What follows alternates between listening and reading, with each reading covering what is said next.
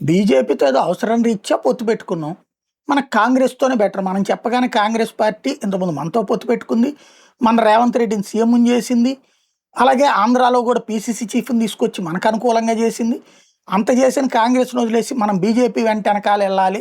ఎందుకెళ్ళాలి? అసలు బీజేపీ వాటితో నష్టం గదా! మన పార్టీనైనా నాశనం చేస్తది. జేడీఎస్‌ని నాశనం చేసింది.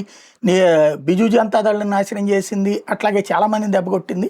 అన్నటువంటి తెలుగుదేశం పార్టీ వాళ్ళకి సంబంధించిన కట్టర్ కార్యకర్తల అంతర్మథనం. అయితే వాళ్ళ పోస్టులకి వాళ్ళే సమాధానం చెప్పుకుంటున్నారు. బీజేపీకి ఎదురెళ్లాల్సిన అవసరం లేదు. మనకి ఎందుకెళ్ళాలి? బీజేపీ వ్యతిరేక ఓటు గుంపగొత్తగా పడే వైసీపీని నోరు మూసి కూర్చుంది. మనకెందుకు? సరిపోని మనం వ్యతిరేక గళం విప్పితే ఏం జరుగుతుంది? కూటమిలో ఉన్న జనసేన బీజేపీకి అనుకూలంగా వేస్తది. దాన్ని అడ్డం పెట్టుకుని వైసీపీ కూటమిలో లొకలొకలు అని మొదలుపెడుతుంది. కూటమి కేడర్ కూడా తికమక పడతారు. సీట్ల పెంపు అనేది గ్రామీణ ప్రజలను, ఓటర్లను ప్రభావితం చేసే అంశమే కాదు. అసలు సామాన్య జనం దీన్ని పట్టించుకుంటారని నేను అనుకోవడం లేదు అంటూ కొంతమంది వీళ్ళలో సీనియర్లు పోస్ట్ పెట్టుకొచ్చారు. అర్బన్ మేధావులు తప్ప మిగతా వాళ్ళకి ఇది అసలు అంశమే కాదు.